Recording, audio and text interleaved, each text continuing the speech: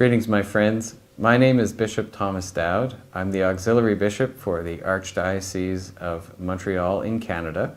I happen to be visiting Barbados for a time of winter holiday, and while here, I've been asked to contribute to this video series for the diocese. And it's really my pleasure and an honor for me to do so. I want to thank those who've invited me to be part of this, and especially thank Bishop Jason for his hospitality and friendship, and for a chance to be part of the life of the Church here.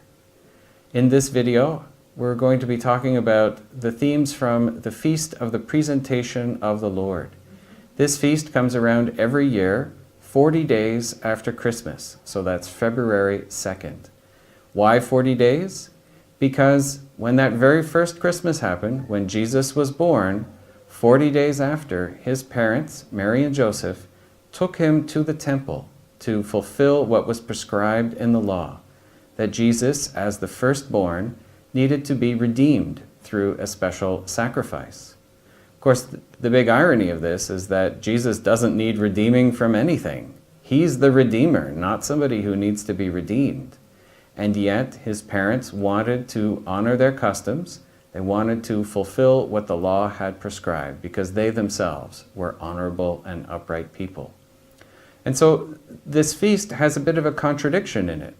On the one hand, there's this following of the law, but on the other hand, questioning, why is this even necessary?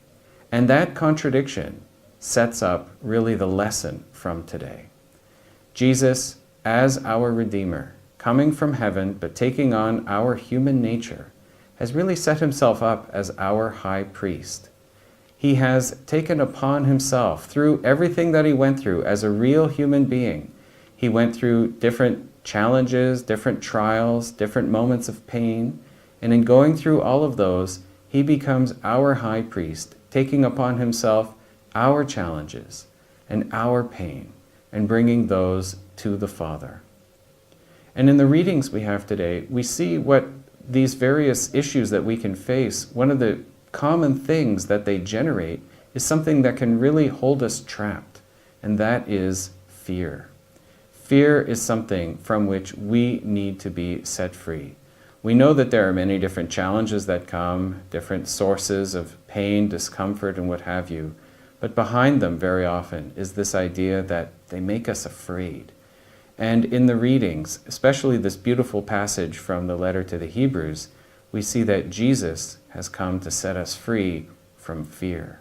By taking on our sufferings and showing us how to live them, he sets us free from that fear. Now, there are all kinds of things that can make us afraid. We can be afraid of physical suffering. For example, if we've just found out that we're sick. We can be afraid of something going on in our families, in our relationships. We can be afraid economically, worrying about where we're going to get our next meal or if our job is going to continue. Whatever the source of fear that we have, we know that Jesus is there for us and that he wants to set us free from fear. He is the one who can really stand before his Father for us as our high priest. And we're invited to really place all of our fears and all of our challenges in his hands. He is our Redeemer.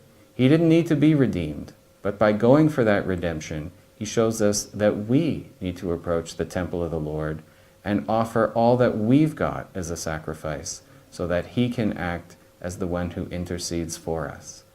So in this year of mercy, it's time for us to really turn to the Lord and seek that mercy and bring all of our burdens and strife and struggles and place them at the Lord's feet. Thank you very much, and God bless all of you.